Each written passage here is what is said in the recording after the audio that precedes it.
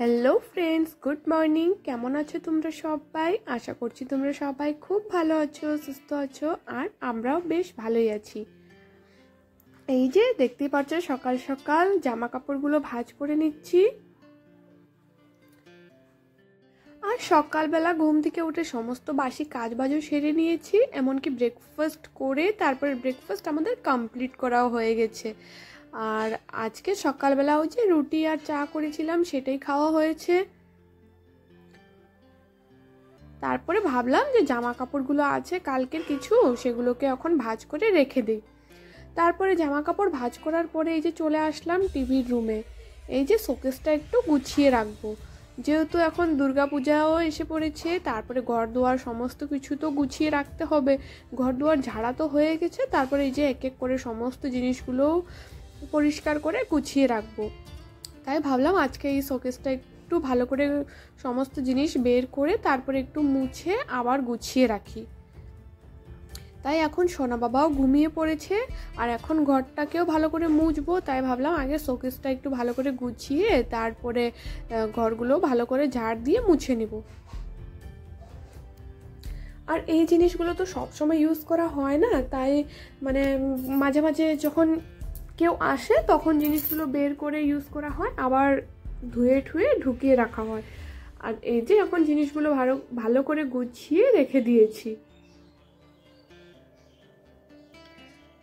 আর যখন গুছানো হয় তখন তো দেখতে খুবই ভালো লাগে, আর যখন একটু অগুছালো হয়ে যায় তখন না মানে ভালো লাগে না দেখতে। আর এই যে টিভির শোকেসটা সম্পূর্ণটা মুছে টিভিটাকেও মুছে নিয়েছি, এখন ঘরগুলোকে ঝাড় দিয়ে নিচ্ছি। আর জানো তো কয়দিন থেকে তো সমানে বৃষ্টি মানে পড়েই যাচ্ছে, 3 দিন হয়ে গেছে সমানে বৃষ্টি হয়ে যাচ্ছে, আর বৃষ্টি কমার তো একদমই নাম নেই। আর অনেক জামা কাপড়গুলো না ভিজাই রয়েছে, আর সেগুলোকেও ফ্যানের নিচেই এখন শুকানো হয়। আর ফ্যান চালালেও না অনেকটা ঠান্ডা লাগে, তার জন্য যখন ঘরে থাকি না তখন জামা কাপড়গুলো মেলে দেই। আর তোমাদের সাথে গল্প করতে করতে এই যে দেখো আমার সমস্ত ঘরগুলো ঝাড় দিয়ে মুছাও কমপ্লিট। আর এখনো দেখো বৃষ্টি পড়েই যাচ্ছে, আর এই বৃষ্টির মধ্যে সমস্ত জলের কাজ তো আমাদের সমস্ত বাইরেই করতে হয়, আর না ভিজে মানে অনেক সময় ভিজেও যাই।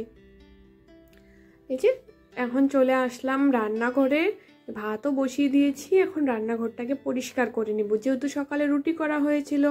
আর দেখতেই পারছো এখানে আমার হাতের ধাক্কা লেগে এই যে তেল পড়ে গেছিল।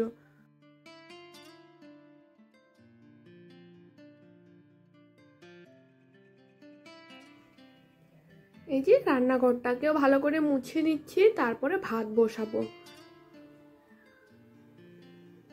আর এখন যদি মুছি আমি, তাহলে রান্না করার পরে না অত ডিপ ক্লিন করে মুছবো না।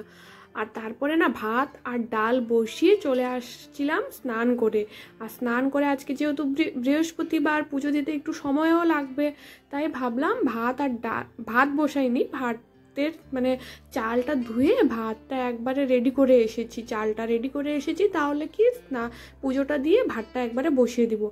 আর মুগ ডাল করব আজকে, তাই মুগ ডালটা ভাজা ভাজা করে একটু তারপরে জল দিয়ে ফুটতে বসিয়ে এসেছি, যেহেতু মুগ ডালটা হতে অনেকটা সময় লাগবে। তারই মাঝখানে আমি স্নান করে এসে এই যে পুজো দিতে বসে পড়েছি। আর আজকে বৃহস্পতিবার, একটু সময় লাগবে পুজো দিতে। আর দেখো কতই না আজকে ফুল ফুল দিতে পুজো দিতে না মানে ফুল দিয়ে পুজো দিতে অনেকটাই ভালো লাগে, আর ঠাকুর ঘরটা তখন দেখতে খুবই ভালো লাগে। আর যেদিন ফুল থাকে না ওই দিন পুজোটা তাড়াতাড়ি হয়ে যায়, কিন্তু না দেখতে ভালো লাগে না অত। কিন্তু সব দিন তো আর সমান হয় না, যখন যেরকম সুবিধা হয় ফুল হয় ওই দিন ফুল দিয়ে পুজো দিই, আর যেদিন হয় না ওই দিন তো এমনি দিতে হয়। আর যখন অনেকগুলো ফুল থাকে না পুজো দিতে অনেকটা সময়ও বেশি লাগে। আর এই যে আমার পুজো দেওয়া কমপ্লিট, তারই মাঝখানে পুচকু বাবাও উঠে পড়েছিল, দেখতেই তো পারছিলে। ও না ঠাকুর ঘরে এসে তারপরে কি করলো, টয়লেট করে দিয়েছিল, সেটাকেও এখন পরিষ্কার করতে হবে। পুজো দিয়ে এই যে চলে আসলাম ভাতটা বসিয়ে যে এখন আমি একটু মাথা চুল টুল আঁচড়িয়ে সিঁদুর পরে তারপরে আবার যাব রান্নাঘরে ডাল ফোড়ন দিতে। তাই ভাবলাম আগে ভাতটাও বসিয়ে আসি, তারপরে আমি একটু রেডি হয়ে নিব।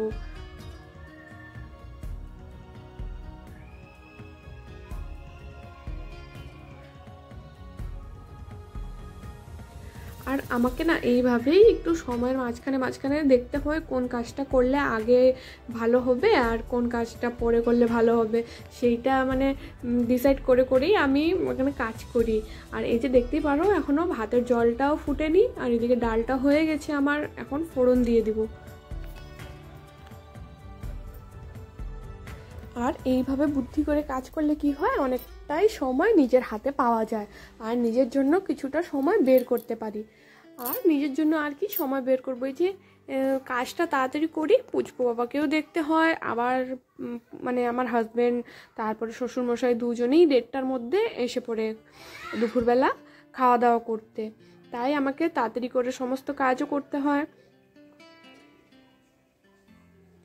আর ওদিকে পুচকু বাবাকেও খেতে দিয়ে দিয়েছি, ওর ঠাম্মি ওকে খাইয়ে দিবে। আর এদিকে আমি দুপাশে আবার কড়াই বসিয়ে দিয়েছিলাম, এক পাশে চচ্চড়ি করেছি, এক পাশে বটবডি আর আলু ভাজা করেছিলাম।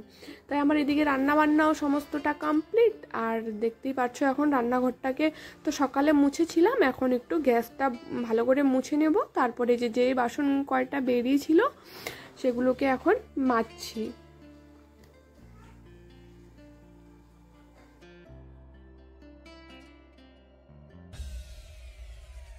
আমার বাসন তো মাজা হয়ে গেছে, এখন সকালে কিছু জামা কাপড় ধুয়েছিলাম, সেগুলো তো আর মেলা হয়নি, যেহেতু সকাল থেকে বৃষ্টি পড়েই যাচ্ছিল। এখন যেহেতু বৃষ্টি একটু কমেছে তাই ভাবছি এখন জামা কাপড়গুলো মেলে দেই।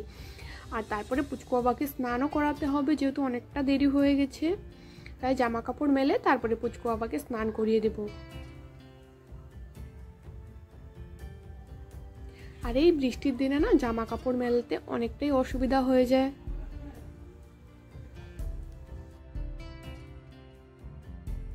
কে রে এটা? কে এটা? পরে যাবা বাবা, আসো রেডি করাই, আসো। আর দেখতেই পাচ্ছ পুচকু বাবা স্নানও করে নিয়েছে, এখন ওকে রেডি করাচ্ছি। বন্ধুরা আজকের ব্লগটা এখানেই এন্ড করব। তোমাদের যদি আমার ব্লগটা ভালো লেগে থাকে তাহলে অবশ্যই আমার চ্যানেলটাকে লাইক শেয়ার অ্যান্ড সাবস্ক্রাইব করে দিও। দেখা হচ্ছে নেক্সট একটা ভিডিওতে।